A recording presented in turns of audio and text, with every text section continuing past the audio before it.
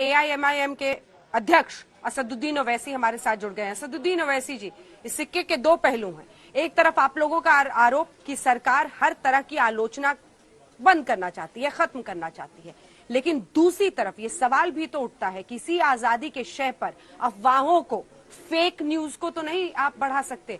अब देखिए गाजियाबाद वाले मामले में जो आ रहा है, क्योंकि आपने भी उस पर बढ़ चढ़ कर बोला था, आप एक जिम्मेदार और बड़े नेता हैं, आपकी लोग बात सुनते हैं। पुलिस का कहना है कि ये वीडियो फेक है। इसी के साथ मामला दूसरा है जिसमें ताबीज का मामला था और लड़ाई हुई। इसमें जो नामजद लोग हैं वो भी इशारा कुछ और कर रहा है। इसको मजहबी रंग देने की कोशिश की गई जानबूझकर। ओवैसी साहब। मैडम, मैं आपकी बात से बिल्कुल मुत्तफिक नहीं हूं। मैं डिसएग्री करता हूं आपकी बात से, इसलिए कि अब्दुल समद सैफी, जिसका ताल्लुक मुस्लिम ओबीसी समाज से है, उनके बेटे का स्टेटमेंट आया है। वो ये कह रहे हैं कि उनके वालिद, उनके पिता कोई ताबीज आबीज नहीं देते, वो पेशे से कारपेंटर हैं, बढ़ई है। दूसरी बात उनके बेटे ने ये कही है कि हमने लिखित रिटर्न कंप्लेंट में ये कहा कि हमारे अब्बा पर मारा गया और उनको कहा गया कि जेएसआर का नारा लगाओ, और जब वो पानी पूछे तो उनसे ये कहा गया कि हम लोग पेशाब करेंगे, पी लो। ये रिटर्न में उनके बेटे ने कहा कि हमने हिंदी में लिखकर दिया था, जिसको पुलिस ने एफआईआर में इनकॉर्पोरेट नहीं किया। अब आप बताइए कि तावीज का मामला कहां से आ गया? अरे तावीज तो बीजेपी और संघ परिवार उन लोगों को दे चुकी है कि बेटा ये तावीज पहन लो और जो दिल में आया करो, क्योंकि ये तावीज जो हमको दे रहे हैं वो तुम्हारे लिए प्रोटेक्शन है। तावीज देने का काम तो 2014 से बीजेपी और संघ परिवार कर रही है, चाहे वो पीलू खान हो, इखलाक हो, जुनैद हो, रकबर खान हो, अंसारी हो, झारखंड के, तो सिलसिला चल रहा है, क्योंकि वो तमाम के तमाम मारने वाले तावीज पहने हुए हैं। और तावीज देने वाले कौन है? बीजेपी संघ परिवार है। दिल्ली की गलियों में एक तावीज पहनकर कहने लगा एक आदमी कि देश के गद्दारों को फुला फुला कर दो, वही भी तावीज पहना था ना।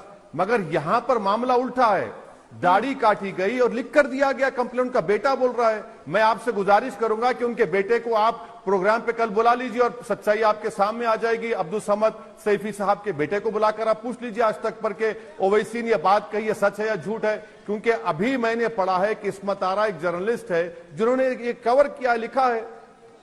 लेकिन उसी परिवार के कुछ और लोगों का बयान ऐसा है ना कि हमें पुलिस पर भरोसा है, ऐसा कुछ नहीं हुआ है। देखिए पुलिस जैसे मामले को ले जा रही है, सर मैं आपको बता रही हूँ, परवेश गुज्जर को मुख्य आरोपी बनाया, उसके बाद वो लिखते हैं कल्लू, पोली, आरिफ, आदिल, मुशाहिद आदि आ गए और परवेश के साथ मिलकर मारपीट करने लगे।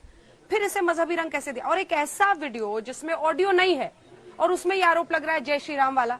ये तो फिर वही है ना कि आप दाढ़ी देखें, टोपी देखें, मारपीट देखें तो फिर स्क्रिप्ट कोई भी लिख देता है। मैडम, आदिल का भाई ये कह रहा है कि आदिल अब्दुल समद सैफी को बचाने गया। आदिल का भाई ये कह रहा है कि पुलिस ने जब उसको फोन किया तो वो बगैर परेशानी के पुलिस स्टेशन चला गया। आदिल का भाई ये कह रहा है कि मेरा भाई तो बचाने गया है। मैडम, सच्चाई तो ये है कि जो हरियाणा में पंचायत हुई उसमें बीजेपी का ऑफिशियल स्पोक्स पर्सन है हरियाणा का, वो अपनी स्पीच में कहता है कि हम मुसलमानों को कत्ल करेंगे और बीजेपी उसको स्पोक्स पर्सन बना देती है।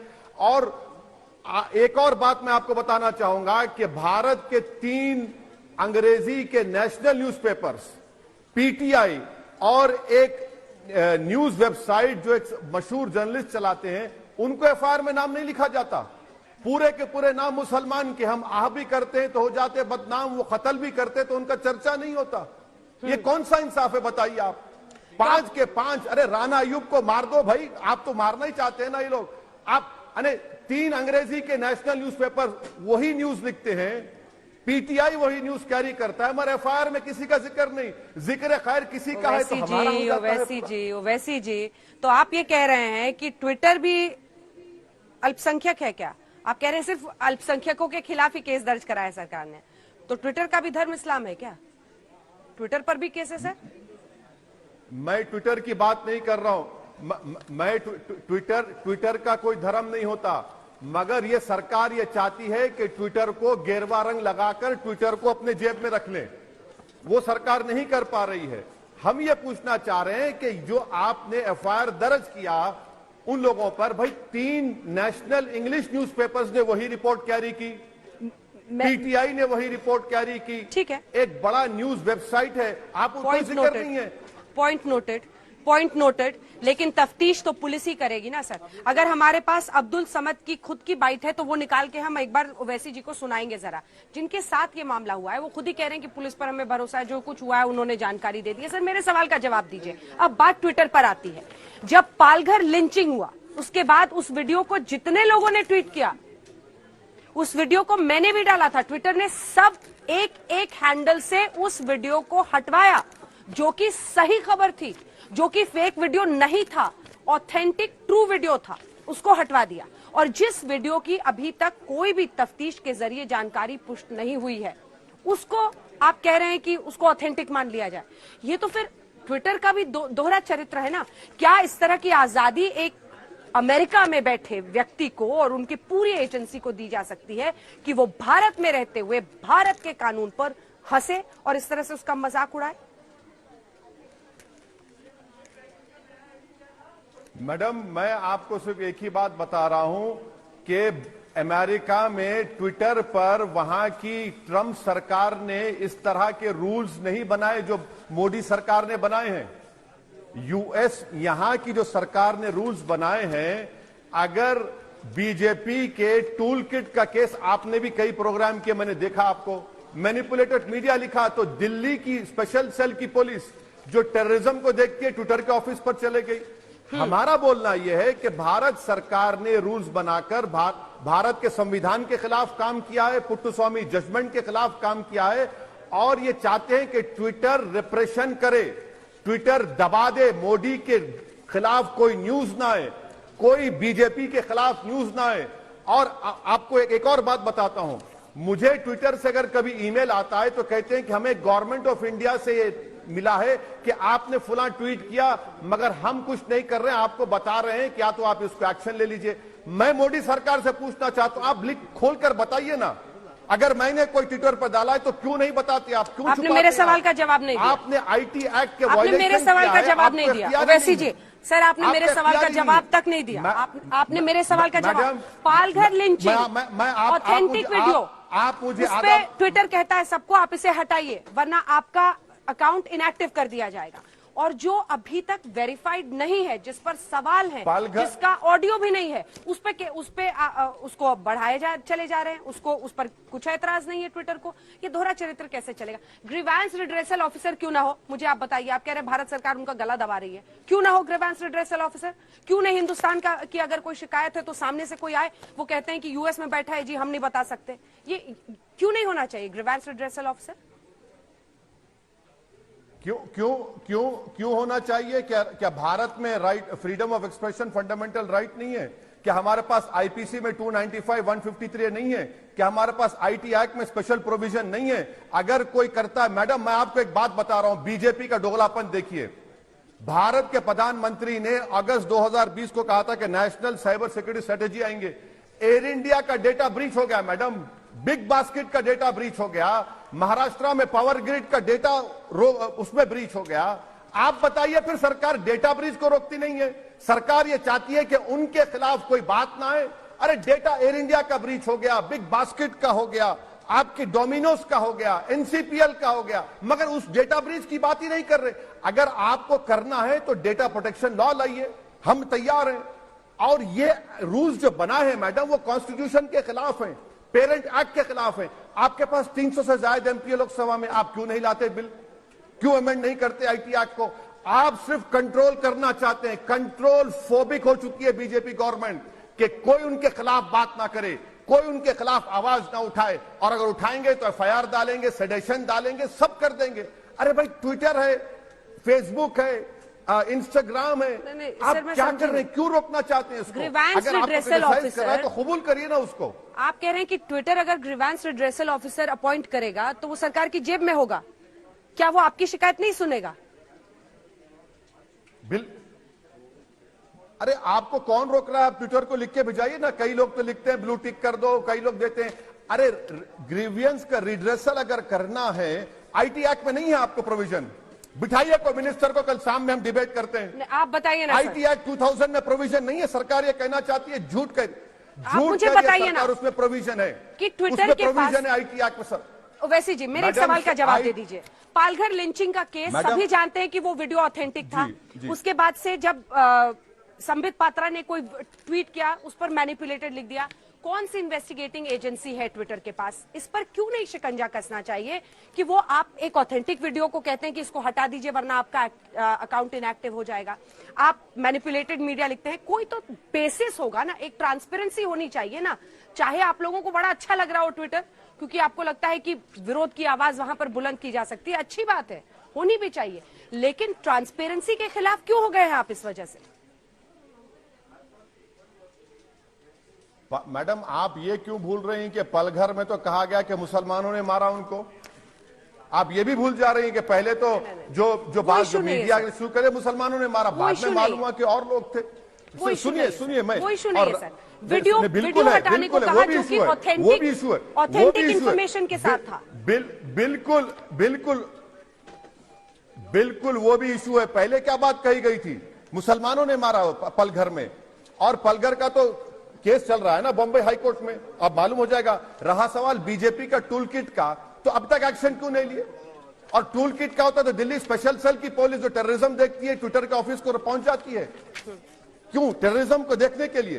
टेररिज्म अब दिल्ली का स्पेशल सेल देखेगा? अरे दिल्ली का स्पेशल सेल को अगर देखना है तो पावर ग्रिड का कैसा डेटा ब्रीच हुआ, एनसीपीएल का कैसा हुआ, एयर इंडिया का कैसा हुआ, बिग बास्केट का कैसा हुआ, करोड़ों आपका हमारा डेटा जा चुका है। चीन पावर ग्रिड में घुस गया, उसके पास आपका स्ट्रेटेजी नहीं है। क्यों आप ट्विटर को कंट्रोल करना चाहते हैं? अगर आपको कंट्रोल करना है, आपको रोकना है फेक न्यूज, तो डेटा प्रोटेक्शन लॉ लाइए ना। क्यों नहीं लाते डेटा प्रोटेक्शन लॉ? आप क्यों रोकना चाहते हैं डेटा प्रोटेक्शन लॉ को? और मेरा और आपका डेटा कोई भी इस्तेमाल करेंगे। अच्छा, एक और बात, सरकार हर ट्विटर यूजर को सस्पेक्ट समझती है। रूल्स में कहती है कि 6 महीने तक आप डेटा को रोक कर रखिए। कौन होता है ट्विटर में डेटा रोकने वाला? राइट टू प्राइवेसी का जजमेंट है सुप्रीम कोर्ट का। क्या प्रोटेक्शन है मेरे डेटा का?